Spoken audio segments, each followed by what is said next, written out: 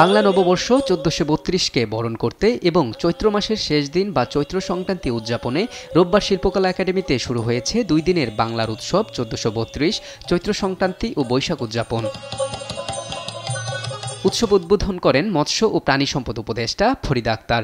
বলেন, ফসল ফলানোর শিক্ষা পাওয়া যায় চৈত্র সংক্রান্তি থেকে। আমাদের দেশটা যে কত সমৃদ্ধ দেশ এটা বুঝতে হলে চৈত্র সংক্রান্তিতে আমাদের যা আমরা পাই, যেগুলো আমরা একেবারে প্রকৃতির দান হিসেবে পাই, সে প্রাণ প্রকৃতি রক্ষা করার কাজ যেন আমরা করতে পারি, চৈত্র সংক্রান্তি আমাদেরকে সেই শিক্ষা দেয়।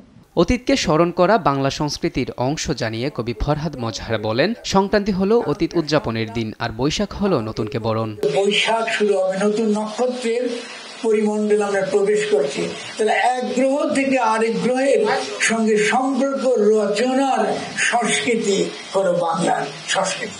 উৎসবে লোকসঙ্গীত পরিবেশন করেন শিল্পীরা। পরে সাধু সন্ন্যাসী সহ অতিথিরা শিল্পকলা একাডেমির প্রাঙ্গণে উৎসবের বিভিন্ন স্টল ঘুরে দেখেন। মোহাম্মদ আলাউদ্দিন, দেশ টিভি, ঢাকা।